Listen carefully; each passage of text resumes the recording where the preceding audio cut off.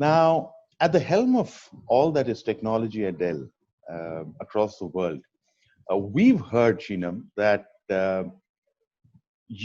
once the lockdown was announced globally, you had your employees across the world, 150,000 odd employees, up and running within 48 hours. Is that true? That's actually not very true, Arjun. Um, we actually took about a week end to end to get to, ensuring our 150,000 people across the globe are enabled to work from home.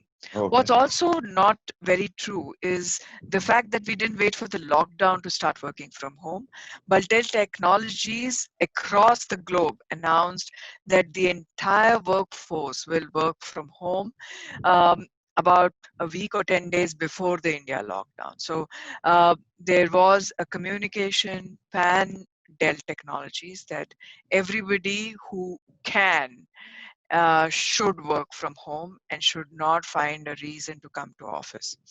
Mm. It's also important at this juncture for me to talk about, our employee resource group with the ERG that we call Connexus, which also enables employees who are remote to be connected to our workplace.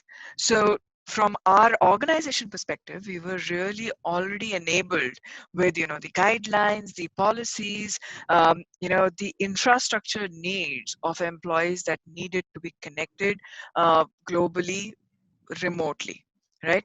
About 45% of our workforce, even prior to this pandemic and the lockdown and working from home, is remote, right? And that's something that Michael enables Okay. and wants to do as a policy, that people should be allowed to work from wherever they are. So we already had those processes in place. What we did in those 48 hours was really people who needed to be in office, right? Like all the people who are call center people, the people who are really enabling implementations globally sitting in India, all our service organization people, how can they have the necessary infrastructure to work from home? Most of these people used desktops and Mm. Avaya phones on their desks, right? So if you have to transfer that person to working from home, you have to enable her with a laptop. You have to enable her with a soft Avaya phone connection on the laptop and ensure that there is no connectivity issue.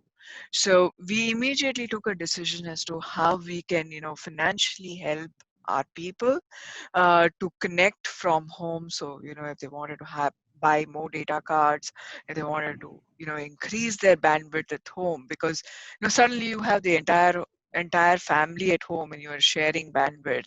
How does that help in connectivity and stuff like that? So very quickly we turned around the infrastructure. We provided the laptops for the people with all the right security accesses. We ensured, we had the software via phones on them, and all of that actually was done in 48 hours. So you are not Wow. very far from truth, but that was really done in 48 hours. The What we took a week to do was really ensure we had a global rollout of Global Protect, right? We were Mhm. on VPN, but really upgrading everybody to Global Protect, upgrading our VPN bandwidth, really, Mm. so that, suddenly when you have a VPN usage that needs to triple, right? Mm. You had Mm. 45%, 45% of the people already working remote.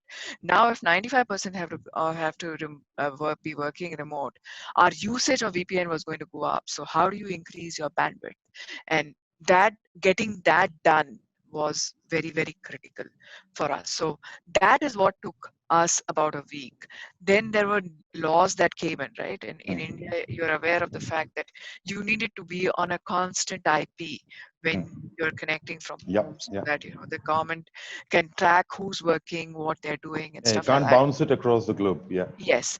So ensuring that that happens, ensuring that you're compliant with local laws, that also took, so that's where we took that period of the 1 week to kind of stabilize everybody. Mm. Now I want to take a step back to say, how were we prepared for this? Exactly. Why That was going just, to be my next yeah. question. Yeah. So how did we get to this stage? So we had already started the process of, unifying our technology and enabling people to work from home. One of the things that we started about 2 years back was defining personas. Hmm. So different kind of users have different personas, and what we have done is that a persona of this nature needs this kind of a machine with these kind of apps. So that kind of setup is already ready.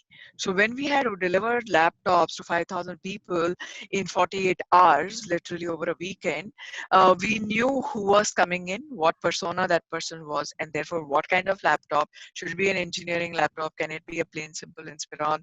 What is it that you're talking about for this persona? What apps should be loaded?